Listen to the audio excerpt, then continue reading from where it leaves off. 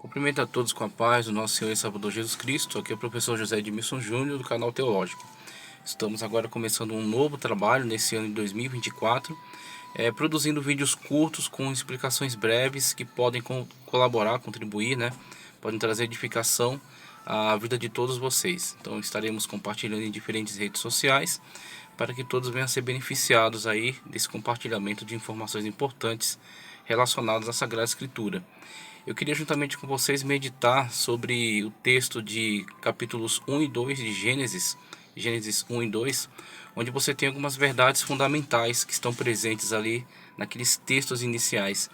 Primeiramente, olhando para Gênesis 1, no princípio criou Deus os céus e a terra. Vemos uma primeira verdade que é: a Sagrada Escritura, ela não gasta tempo argumentando filosoficamente, tentando provar para ninguém no que diz respeito à existência de Deus. Então é uma premissa básica das Sagradas Escrituras. Deus existe, e porque Deus existe, tudo existe. Porque Deus é o único ser necessário, sendo todos os demais contingentes, ou seja, todos necessitam de Deus para a sua existência, e Deus não necessita de ninguém para existir. Ele é autoexistente, ele é eterno.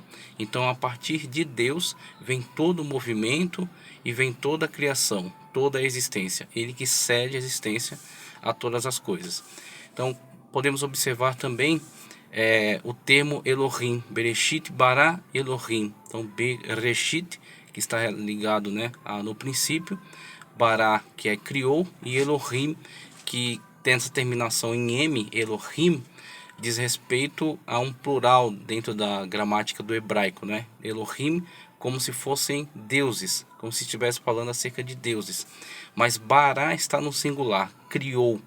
Então, está relacionado sim a um ser, só que esse ser, ele é Pai, Filho e Espírito Santo. Então ele está dentro desse termo Elohim, guardando esta verdade que progressivamente será melhor entendida, melhor compreendida, indo desde o Antigo Testamento até o Novo Testamento, na revelação do Senhor Jesus Cristo, quando, por exemplo, no seu batismo, a voz brada do céu: este é o Filho amado em quem tenho o meu prazer. O Espírito desce dos céus em forma corpórea de pomba, e Jesus, que passando pelo processo da kenosis, esvaziou-se da sua glória, mas não da sua divindade, veio até nós, encarnou, como João diz no seu evangelho, e estava ali se batizando. Tendo se batizado, saiu logo das águas, e o Espírito Santo pousou sobre ele. Temos então uma imagem da trindade divina: o Pai bradando dos céus, o Espírito descendo numa forma corpórea de pombo, e Jesus Cristo saindo das águas. Verdade esta que está plenamente nos apresentada no Novo Testamento, mas que desde o Antigo Testamento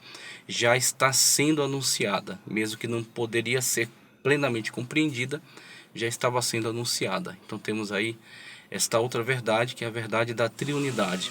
Outra verdade que podemos destacar é o fato de haverem sido criados céus e terra. Olhando para esta terminologia e também para aquilo que o Senhor Jesus Cristo disse na oração: assim no céu como na terra, dizendo acerca da vontade do Pai, podemos ver a prioridade, o relacionamento de prioridade de céu para com terra. Temos também aquela palavra do Senhor Jesus Cristo que disse: buscai primeiro o reino do céu e sua justiça, e estas coisas vos serão acrescentadas.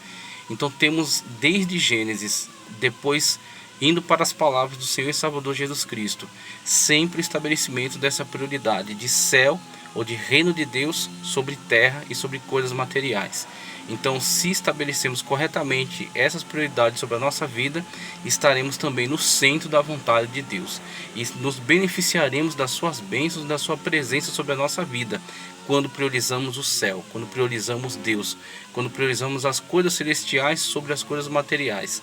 E aí temos uma boa administração das coisas materiais, quando nossa prioridade está na vontade soberana de Deus sobre a nossa vida, ou sobre a vontade do Pai, como Jesus Cristo disse: seja feita na terra, assim como é feita no céu. Então, quando nós trazemos para a nossa vida a vontade perfeita de Deus, podemos administrar os bens materiais de acordo com o propósito que Deus tem para cada uma das coisas, para a nossa vida e para os bens que administramos através dela.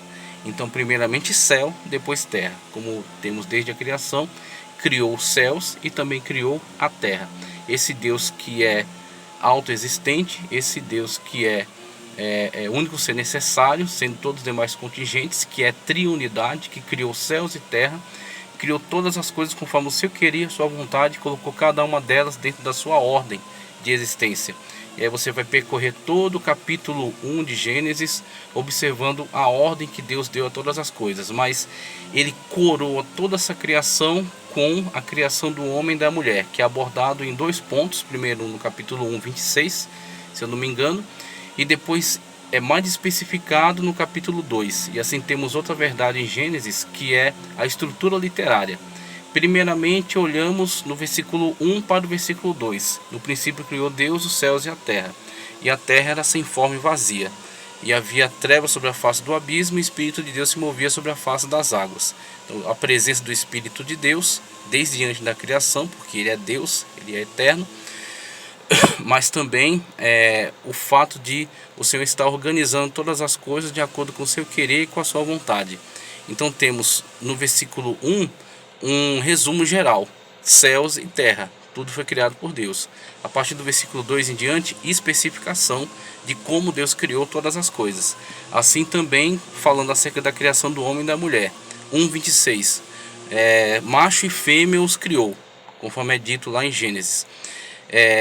No capítulo 2 é dado a especificação de como isso foi feito. Então, primeiramente, formado do pó da terra, o homem, soprado em suas narinas, é dado a ele fôlego de vida. Ele percebe que não há uma companheira para ele. Deus dá sono a ele, ele é colocado em estado de sonolência. Deus retira uma costela do seu lado e cria a partir dela a mulher. Então a mulher é tirada de dentro do homem. Você vê a união entre homem e mulher, estiveram ambos dentro do mesmo corpo, tanto que uma é retirada de dentro deste mesmo corpo, da costela de Adão, Eva é feita. Outra, Eva é tirada do lado do homem, não é em cima porque ela não é superior, e não é embaixo porque ela também não é inferior, ela está ao lado do homem. Então você tem essas realidades, essas verdades que estão presentes já no começo do livro sagrado, já em Gênesis, ok? E você tem, conforme estava falando, essa estrutura literária, abordando o texto sempre como um resumo geral e uma especificação. Gênesis 1, resumo geral, criou céus e terra. Gênesis, a partir de 1, 2 ao diante, especificação, a maneira como foi criando cada coisa. Fez a luz e fez divisão entre céu e terra, divisão entre águas e águas, as plantas, os animais aquáticos, os animais terrestres, os animais que voam pelos ares. Então você vai ver um resumo geral e uma especificação. Assim também, criação do homem e da mulher. Resumo geral, macho e fêmea os fez. Especificação, capítulo 2, falando acerca da maneira como Deus criou o homem do pó da terra, soprou nas narinas, depois criou a mulher a partir da sua costela. E assim cai por terra aquela mitologia que é construída e alimentada por muitas pessoas que não querem compreender o texto, falando acerca de uma tal de Lilith, ou falando acerca de uma suposta raça humana anterior a Adão, olhando para 1:26 e não compreendendo que, semelhante a Gênesis 1:1, aquele é um resumo geral que será posteriormente especificado. Gênesis 1:1 é um resumo geral de toda a criação. E Gênesis 1, versículo 2 em diante, é uma especificação de como Deus criou. Gênesis 1:26, um resumo geral de como criou a raça humana. Gênesis capítulo 2 em diante, especificação de como essa criação foi operada, foi realizada, ok? Então temos aí todas essas verdades, as realidades que são extraídas aí já no capítulo 1 e também no capítulo 2 de Gênesis, que falam muito para nós acerca da soberania de Deus, acerca da existência de Deus, acerca de como Deus organiza todas as coisas, acerca de como Deus domina sobre todas as coisas, como Deus nos criou também para dominar sobre todas as coisas, em referência a Ele mesmo, sendo representante dele na terra, ok? Acerca da natureza de Deus, sendo Ele Pai, Filho e Espírito Santo.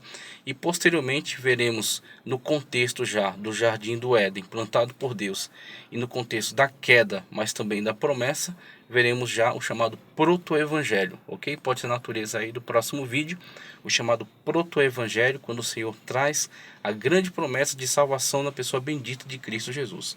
Cumprimento a todos com a paz do Senhor, que Deus continue abençoando poderosamente a vida de vocês, em nome do Senhor Jesus Cristo.